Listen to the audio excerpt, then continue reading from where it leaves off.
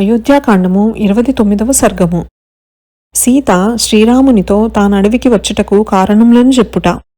సీతాదేవి రాముడు తనను అరణ్య భూములకు తోడ్కొని వెళ్ళుటకిష్టపడకుండుటను తెలిసికొన్నదే శోకముతో విడవకుండా కన్నీరు దారలుగా కారుచుండా, ఓ గొప్ప తేజస్సు గలవాడా, నీవు చెప్పిన వనవాస దుఃఖములు నా మనస్సునకు తెలిసినవి. నీ అందు నాకున్న ప్రేమచే నవ్యును నాకు మంచిగానే తోచుచున్నవి. నా మాటను నమ్ముము. పులులను, సింహములను, ఏనుగులను, ఖడ్గమృగములను, పక్షులను ఎప్పుడునూ చూడనట్టి నీ యొక్క రూపమును చూచి మొగములు వెనుకకు త్రిప్పుకొని తిరిగి చూడకుండా గరిచి పరువెత్తును గదా.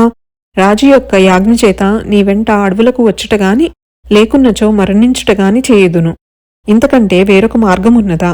ఓ మంచి కీర్తి గలవాడా, నీ దగ్గర నేనుండగా ఇంద్రుడైనా నన్ను కన్నెత్తి చూడగలడా?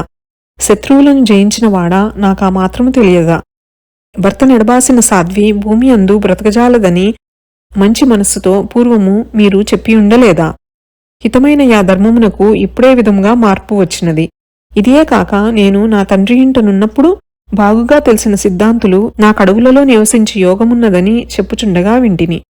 అటువంటి లక్షణజ్ఞులైన పండితులు మునుపు చెప్పిన మాటలు తప్పుట ఎట్లు జరుగును? మహాత్ములు చెప్పు మాటల అబద్ధములా?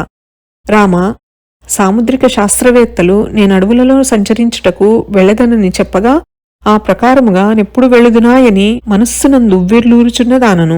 వారందరూ చెప్పినట్లుగానే ఇప్పుడు అరణ్యవాసము సంభవించినది. నేను బ్రాహ్మణులు చెప్పిన ప్రకారముగా నడుచుట అర్హమైన పనియే గదా. సత్యముగా వారు చెప్పినట్లుగా నీ వెంట వచ్చేదను, వేరొకటి లేదు. ఇదే తగిన సమయము. ఓ ధీరా, వారు చెప్పిన మాటలు నిజముగుగాక. ఓ వీరుడా, అసమర్థులైన వారికి మిక్కుటమైన వనవాస కష్టములు గాని మనబోంట్లకవి కష్టములగునా? సుకర్ములే యగును. ఇది నిజము సుమా. చిన్నతనమునందు నేను కన్యగా పుట్టినింటనుండగా పొగడబడిన శీలము గల యొక్క యోగినీమణి ముందు జరగబోవున్నది ఈ ప్రకారముగా చెప్పెను. ఈ చిన్నది భర్తతో కూడా అరణ్యములలో సంచరించుటకు కోరుకొనును. ఇష్టముతో ఈమె భర్తయు వెంటబెట్టుకుని వెళ్ళును. ఓ హృదయేశ్వర, ఇచ్చటనే నేను కోరిక కలదాననే నిన్నెన్నియో మారులు నీతో కలిసి వనములలో విహరించవలెనని కోరుకొనలేదా? ఓ శౌర్యవంతుడా, వెనుకంజవేయక నీతో అడవులకు వచ్చిన దాననే నీకు నిరంతరము సేవలు చేయుటకు మనస్సున వేడుక కలుగుచున్నది. నా మనవి వినుము. ఓ పవిత్రమైన చరిత్రగలవాడా, దయకు కట్టుబడియుండునట్టి భర్తవైన నిన్ను సేవించి పవిత్రురాలినయ్యదను. ఇది నిజము. 1000 మాటలేలా. నా బుద్ధికి నా భర్తయే నాకు దైవము సుమా. ఓ పవిత్రుడా, ఈ లోకమునందే గాదు ఆలోకమునందైనా నీతో కలిసి విలాసముగా నుండుటయే నాకు సర్వలాభములు సర్వశుభములను.